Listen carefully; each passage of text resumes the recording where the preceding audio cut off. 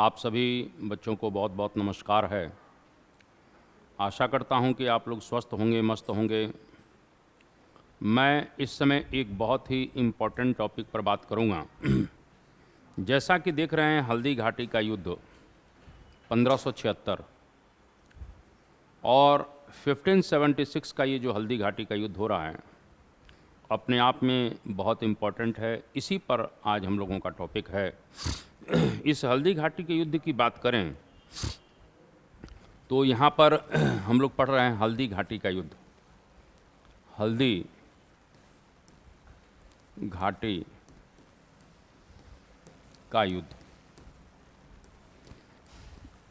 कहीं न कहीं भारत के इतिहास में के साथ साथ राजपूताना का एक बहुत ही इम्पोर्टेंट ये युद्ध रहा है और इसी विषय पर हम लोगों की क्लास आज इम्पोर्टेंट है।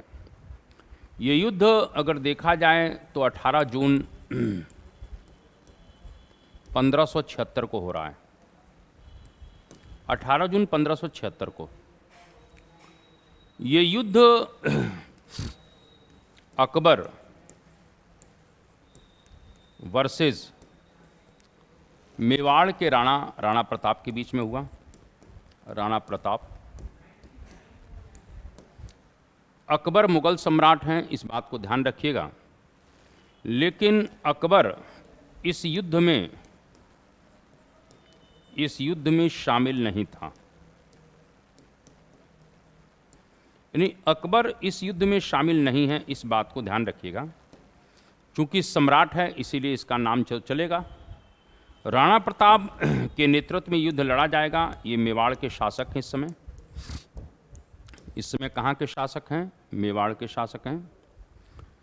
यहाँ पर हम बात करें तो राणा प्रताप की जो राजधानी है वो कुंभलगढ़ है।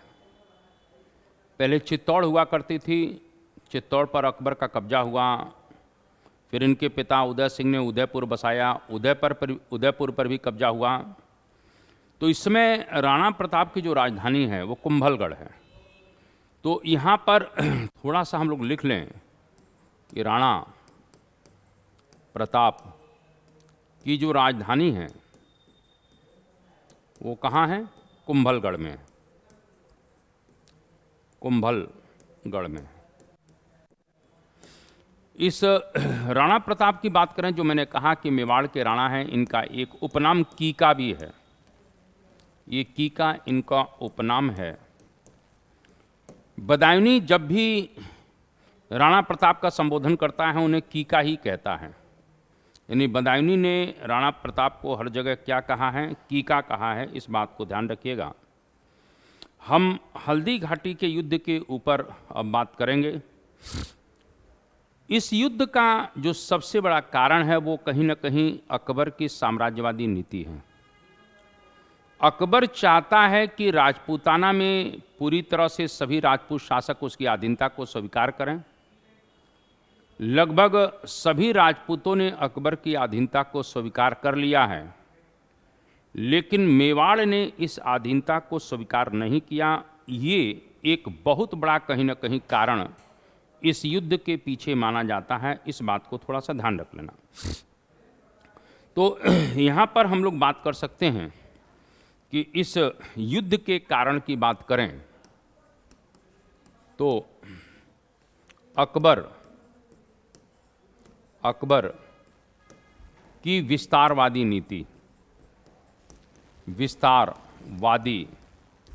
नीति या यूं कहें कि राजपूतों को अपनी अधीनता में लाने का प्रयास। लगभग सभी राजपूत राजा अकबर के सामने नतमस्तक हो गए मेवाड़ को छोड़कर। तो इस तरह से हम कह सकते हैं राणा प्रताप को अधीनता मानने के लिए विवश करना। यानी एक तरह से हम कह सकते हैं कि जब अकबर को लगा कि सभी राजपूत शासक यार मेरी अधीनता को स्वीकार कर रहे हैं तो राणा क्यों नहीं करेगा। अकबर की जो राजपूत नीति है वो भी इसी पर आधारित थी।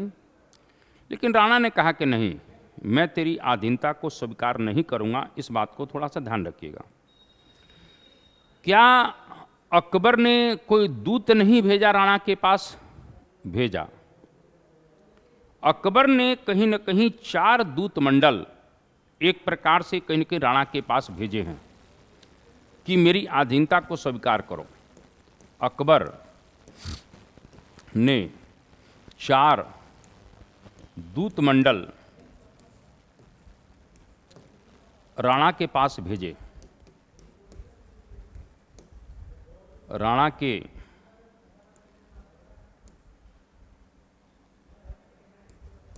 पास भेजा, लेकिन राणा ने कहा कि नहीं भाई, मेरे बस की बात नहीं है, मैं आपकी आधीनता को स्वीकार करूं। और इसमें पहला जो था वो जलाल खां कुर्ची का था। तो यहाँ पर हम लोग जो है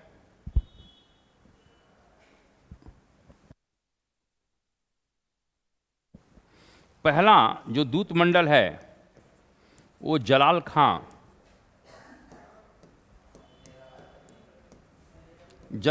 कुर्ची का है। यानी अकबर ने जलाल खां को कहा कि भाई जाओ, राणा प्रताप को समझाओ कि मेरी आधीनता को स्वीकार करें, लेकिन इस तरह से जो है नहीं माने। तो 1572 में ये जाता है, लेकिन राणा नहीं मानते हैं। फिर आमेर के राजा मानसिंह को भेजा जाता है और मानसिंह 73 में पहुंचे। राजा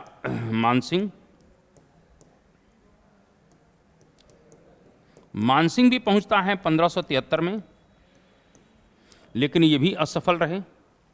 यहां तक कि राणा ने राजा मानसिंह से मिलने से इनकार कर दिया। क्यों इनकार कर दिया? क्योंकि आमेर के लोगों ने अपनी बच्चियों का विवाह अकबर और जहांगीर के साथ किया था।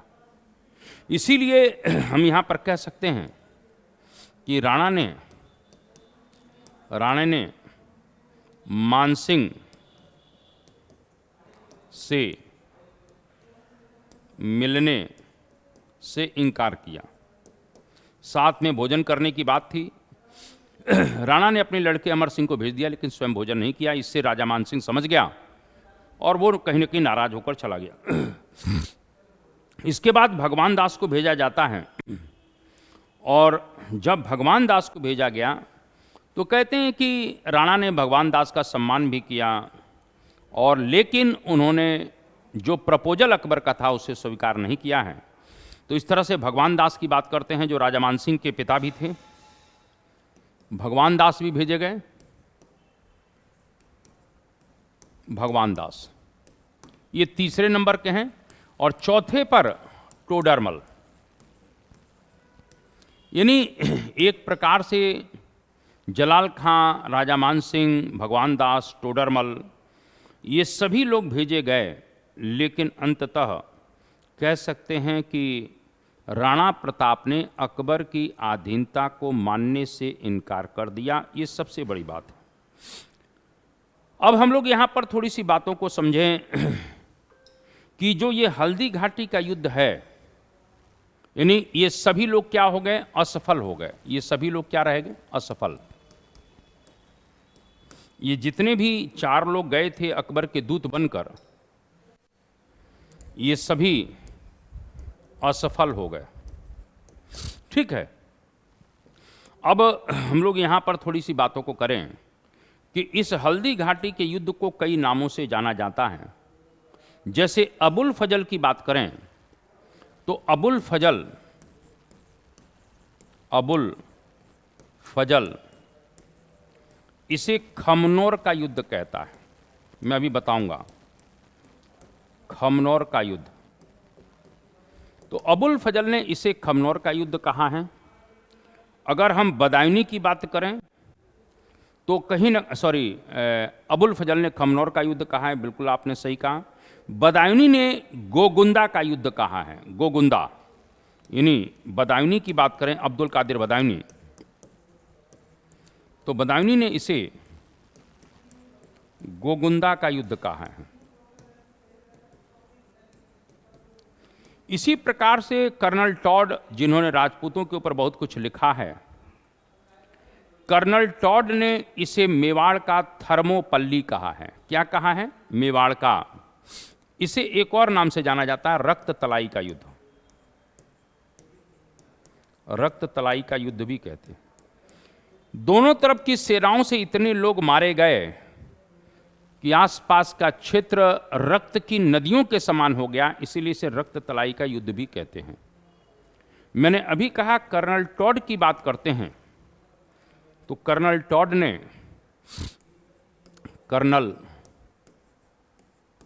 ने इसे मेवाड़ का थर्मोपल्ली कहा है। थर्मोपल्ली। आप कहेंगे सर मेवाड़ का थर्मोपल्ली समझ में नहीं आया, थोड़ा बताएं। थर्मोपल्ली यूनान में एक तंग घाटी थी। यानी थर्मोपल्ली की बात अगर कर लें तो ये जो थर्मोपल्ली है ये कहीं ना कहीं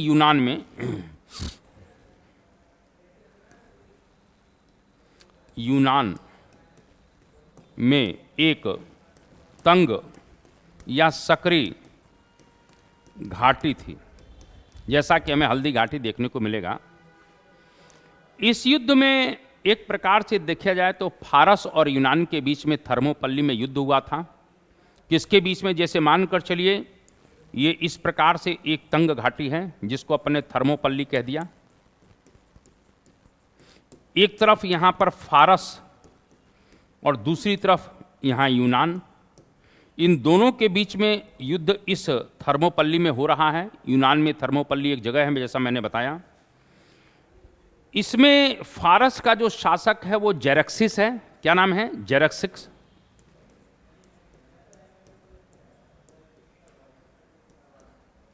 तो यहां फारस का जो शासक था वो जेरक्सिस था, और इस तरह से लियोनिडोस ये यूनान का शासक है।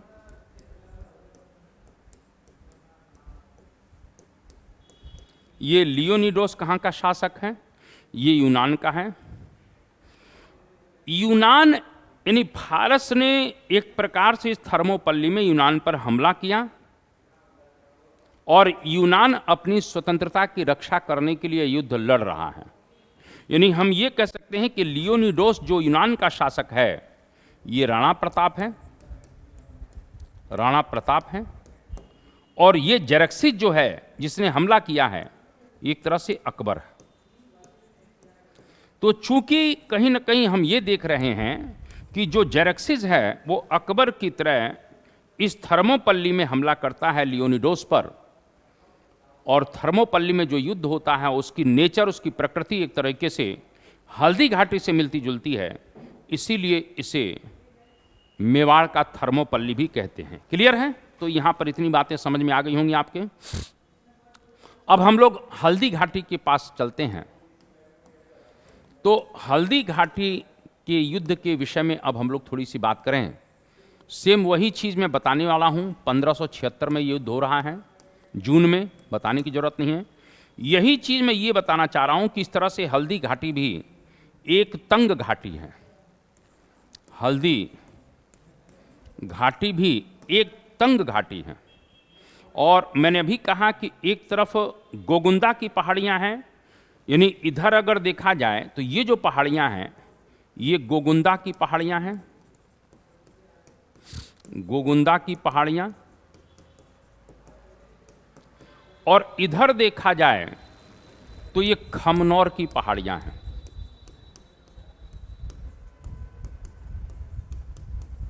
इन दो पहाड़ियों के बीच में जो सकरा जगह था इसी को हल्दी घाटी कहते हैं, और यहीं पर यह युद्ध होने जा रहा है। इस बात को थोड़ा सा ध्यान रखना।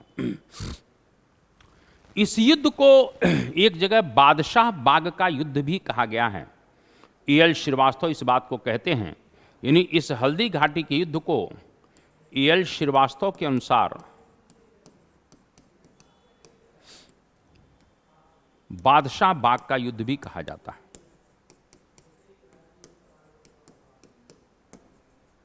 मैंने कल कहा, अभी कहा, इस युद्ध का मूल कारण मेवाड़ को अधीनता में लाना, इस युद्ध का मूल कारण मेवाड़ को अपनी अधीनता में लाना, जिसे किसी भी कीमत पर राणा प्रताप स्वीकार करने के लिए तैयार नहीं। अब यहां पर मैंने कहा कि यह युद्ध हो रहा है। मुगल सेना का नेतृत्व अगर देखते हैं तो यहां मुगल सेना अगर कर दिया, तो इस मुगल सेना की बात करें तो यहां पर राजा मानसिंह के नेतृत्व में, राजा मानसिंह के नेतृत्व में सेना भेजी जाती है। और राजा मानसिंह के साथ कहीं न कहीं सेनापति राजा मानसिंह है, उप सेनापति, यानी सेनापति कौन है? राजा मानसिंह है। उप सेनापति आसफ खां है। आसफ खां, ठीक है, आसफ खां है। इसी युद्ध में गाजी की उपाधि धारण करने के लिए या गाजी का खिताब पाने के लिए कहीं न कहीं बदायूनी ने भी इस युद्ध में भाग लिया है। इस बात को थोड़ा सा ध्यान रख लेना। तो बदायूनी ने इस युद्ध में गाजी का खिताब पाने के लिए कहीं न कहीं इस युद्ध में भाग लिया था। तो हम यहाँ कह सकते हैं कि बदायूनी अब्दुल कादिर बदायूनी ने गाजी का खिताब, यानी बदायूनी ने गाजी का खिताब, गाजी मतलब धर्म योद्धा, पाने के लिए इस युद्ध में भाग लिया। यानी बदायूनी भी इस युद्ध में भाग लेता है सैनिक के रूप में, और गाजी का खिताब पाने के लिए वो इस युद्ध में भाग लेता है। अब आ जाते हैं थोड़ा सा दूसरी तरफ। राजपूत सेना का नेतृत्व, ये मुगल सेना की बात हो गई। राजपूत सेना की बात करें तो इस युद्ध का नेतृत्व राणा प्रताप करते हैं, राणा प्रताप। लेकिन इनका एक और सेनापति है, ये भी आपसे पूछा जाएगा। और राणा प्रताप के साथ इस युद्ध में एक और व्यक्ति भी भाग लेगा, और वो है हकीम सूर। एक बहुत बड़ा अफगान सेनापति था हकीम सूर, वो राणा प्रताप के साथ खड़े हैं। तो यहाँ पर हकीम खां सूर, अफगान सेनापति हकीम खां सूर। तो हकीम खां सूर इस प्रकार से ये भी राजपूत सेना का सहयोग करते हैं। इतनी बातें आप लोगों को समझ में आ गई होंगी कि ये युद्ध हल्दी घाटी है, गोगुंदा और खमनोर की पहाड़ियों के बीच में युद्ध लड़ा जाएगा। यहाँ पर मुगल सेना के सेनापति राजा मान सिंह और उप सेनापति आसफ खां, बदायूनी ने गाजी का खिताब पाने के लिए इस युद्ध में सैनिक के रूप में भाग लिया। राजपूत सेना का नेतृत्व राणा प्रताप और अफगान सेनापति हकीम खां सूर कर रहे हैं। इतनी चीज़ें आप लोगों को मालूम हो जाना चाहिए। ठीक है सर, चलिए हम लोग यहाँ पर थोड़ा सा और आगे बढ़ जाते हैं। यहाँ पर कुछ चीज़ों का नाम और हमारे लिए जानना जरूरी है। महाराणा प्रताप के जो हाथी है वो बहुत ही कुशल और योग्य था। और महाराणा प्रताप के जो हाथी हैं, एक का नाम लूना है और दूसरे का नाम राम प्रसाद है। तो इस प्रकार से थोड़ा सा ध्यान रखिएगा। यहाँ बात करते हैं राणा प्रताप का जो हाथी है, एक का नाम लूना है और दूसरे का नाम राम प्रसाद है। राम प्रसाद। घोड़े का नाम चेतक, जो शहीद हो गया था। चेतक शहीद हो जाता है, ये भी थोड़ा सा ध्यान रखिएगा। क्लियर है। मानसिंह का जो हाथी था उसका नाम मर्दाना था। यानी राजा मानसिंह के भी हाथी की बात करें तो राजा मानसिंह का जो हाथी है उसका नाम मर्दाना है। इस तरीके से मर्दाना है। क्लियर है। तो इस प्रकार की चीजें हम लोगों को समझ में आ गई है। यहां पर एक क्वेश्चन और बनेगा, आप बार बार कहीं सुनते होंगे हरावल दस्ता। हरावल दस्ता उसको कहते हैं जो सेना के अग्रिम पंक्ति में भाग लेता है।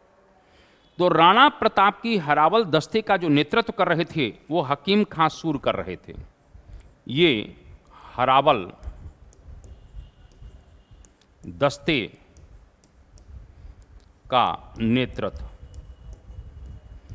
तो ये हरावल दस्ते का नेतृत्व करते हैं। हरावल मतलब अग्रिम पंक्ति में जो सेना खड़ी रहती है, जो सबसे पहले युद्ध में भाग लेती है, ज़्यादातर शहादत इन लोगों को मिल जाती है।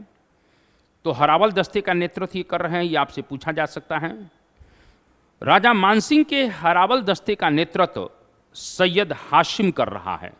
यानी जो राजा मानसिंह यानी मुगलों की सेना का हरावल दस्ते का नेतृत्व, यहाँ मुगल सेना की बात करें तो इसके हरावल जो दस्ते, हरावल दस्ता जो सबसे आगे लड़ता है, इसको क्या कर सैयद हाशिम कर रहे हैं। बड़ी सुंदर चीज़ें हैं, कहीं ना कहीं इस प्रकार से हल्दी घाटी के युद्ध में ये सब चीज़ें हम लोगों को जानना चाहिए। और मैंने क्या कहा कि इस प्रकार से सब चीज़ें क्लियर हो गई हैं। सेना का अगर अनुपात देखते हैं तो इस प्रकार से थोड़ा सा ध्यान रखना, 4 और 1 का अनुपात है। यानी सेनाओं का रेशो अगर देखते हैं तो यहाँ पर मुगलों की जो सेना है ये 4 गुना ज़्यादा है। यानी हम यहाँ पर एक तरह से 4:1 कह सकते हैं। यानी राजपूतों की सेना इस प्रकार से इधर 1 है, तो 4 गुना जो है मुगलों की सेना है। इस बात को थोड़ा सा ध्यान रखिएगा, 4:1 का रेशो है। इस युद्ध में ग्वालियर के शासक राम सिंह ने भी कहीं न कहीं भाग लिया है। यानी ग्वालियर के शासक राम सिंह राजपूतों की तरफ से भाग लेते हैं। तो यहाँ पर कह सकते हैं कि ग्वालियर के शासक, इसी में मैं सब चीज़ें बताना चाहता हूँ, ग्वालियर के शासक राम सिंह, ये बेचारे शहीद हो गए, राम सिंह ने भाग लिया। अब देखिए होता क्या है, मैं आपको बताऊं, ये हल्दी घाटी हो गई। थोड़ी सी चीज़ों को मैं अगर इसको थोड़ा सा और ऊपर कर दूं, ये युद्ध होने जा रहा है, यहाँ पर हल्दी घाटी लिख देते हैं, हल्दी घाटी।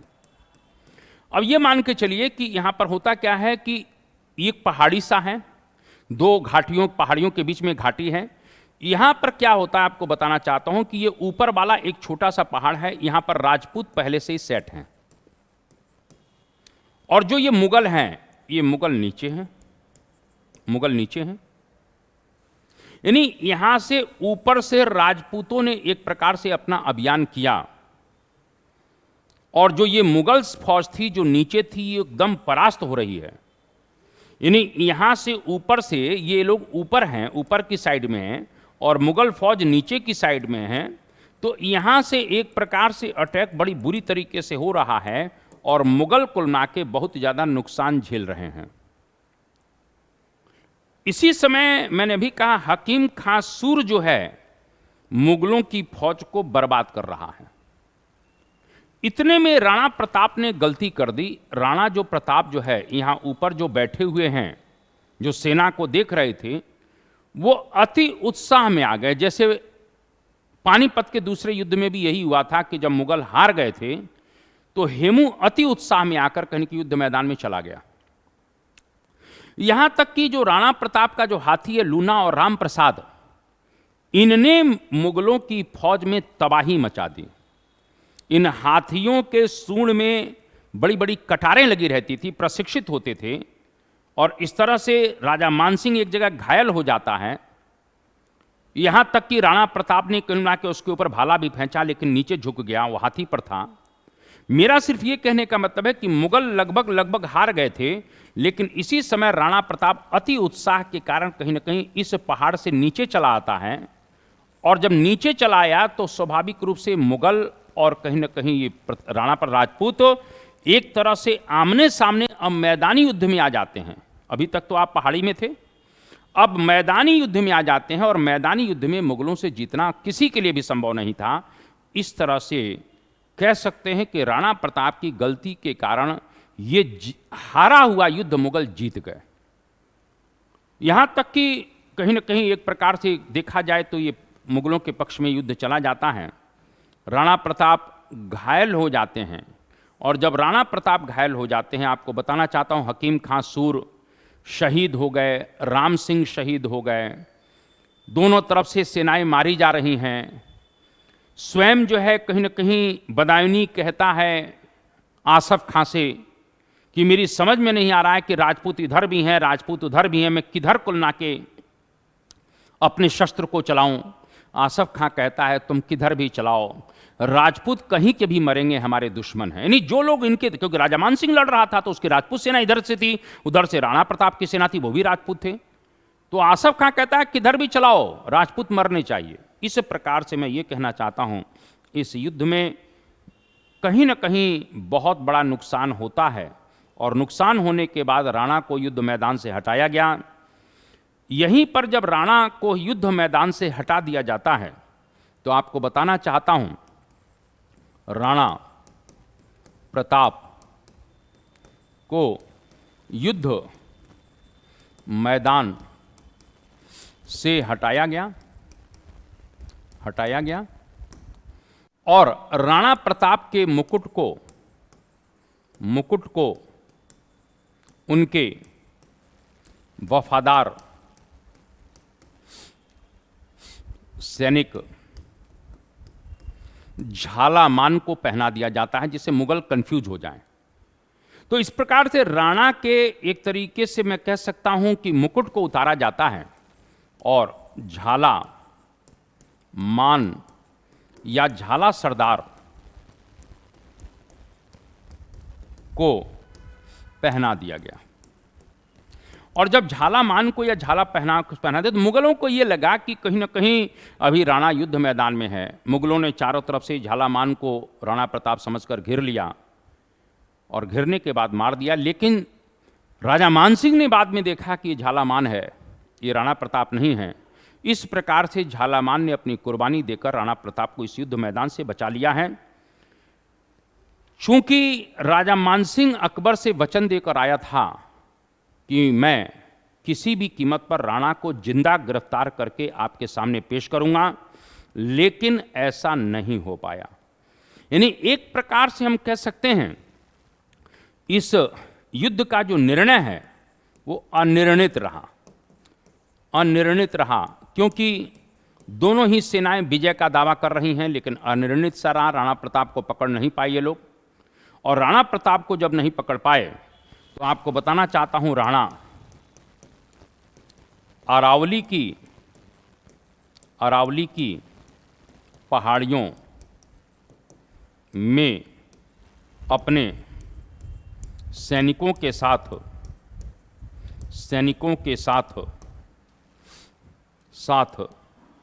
चले गए और वहीं से मुगलों के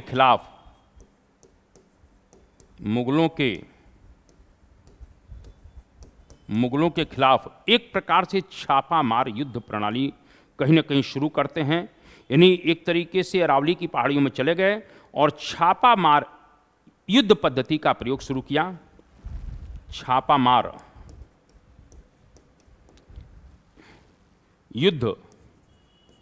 युद्ध शुरू करते हैं, जिसे बाद में दक्षिण में मलिक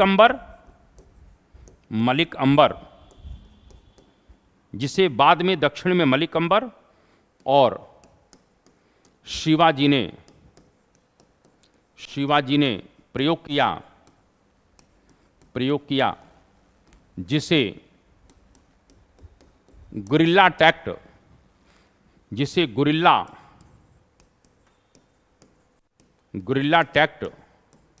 या वर्गीगिरी कहा जाता है। तो इस प्रकार से थोड़ा सा ध्यान रखिएगा, ये चीज़ें आपसे बिल्कुल कहीं न कहीं पूछी जाएंगी। राणा नहीं पकड़े गए और अंततः कहीं न कहीं देखा जाए तो मानसिंह और आसफ खां को जब ये महाराणा को नहीं पकड़ पाए तो अकबर ने कुछ समय के लिए दोनों को दरबार में प्रवेश निषेध कर दिया। यानी जब राणा प्रताप और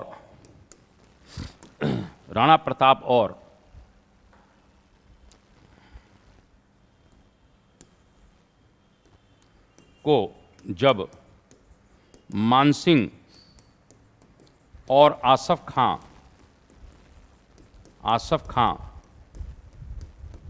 नहीं पकड़ पाए तो अकबर ने कुछ समय के लिए इन्हें दरबार में आने से निषेध कर दिया। तो इस तरीके से थोड़ा सा ध्यान रखना, इस प्रकार की चीज़ें बिल्कुल कहीं ना कहीं पूछी जाएंगी।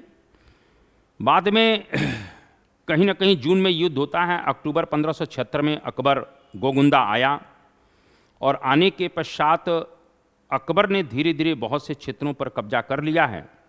मैंने अभी कहा कि जब क्षेत्रों पर कब्जा कर लिया तो इस तरीके से राणा अरावली की पहाड़ियों में चले जाते हैं, क्योंकि मेवाड़ के बहुत से क्षेत्र पर जैसे गोगुंदा है, कुंभलगढ़ है, उदयपुर पर मुगलों का अधिकार हो जाता है। मेरा कहने का मतलब है कि इस युद्ध के बाद अक्टूबर 1576 में अकबर गोगुंदा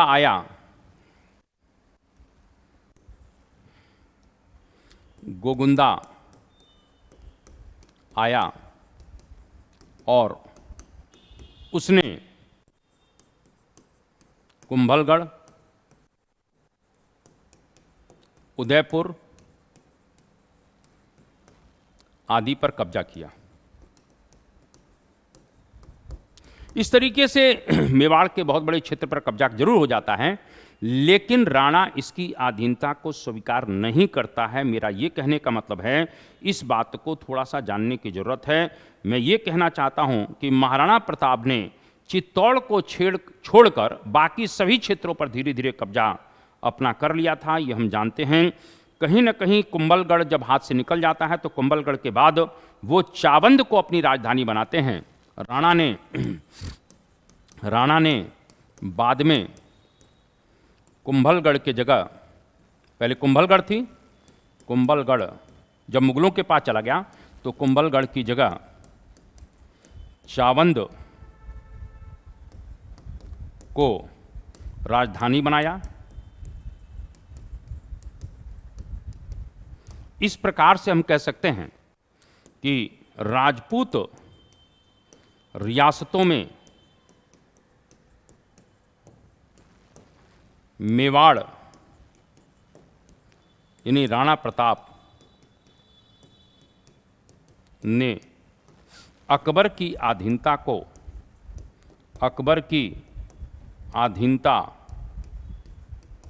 को स्वीकार नहीं किया। इस तरीके से कहीं न कहीं मैं ये कह सकता हूं कि युद्ध जिस लिए लड़ा गया था, क्योंकि मैंने अभी आपको कहा कि युद्ध लड़ने के पीछे कारण क्या है, इस युद्ध को लड़ने के पीछे सबसे बड़ा कारण है कि आप मेरी अधीनता को स्वीकार करो, लेकिन उसमें कहीं न कहीं सफल नहीं हो पाया।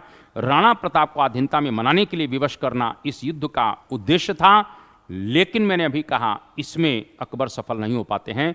इस तरह से हल्दी घाटी का युद्ध बहुत ही इंपॉर्टेंट है, हमें जरूर इसको ध्यान रखना चाहिए। चैनल को थोड़ा सा आप लोग सब्सक्राइब भी किया करें। जय हिंद, जय भारत, वंदे मातरम।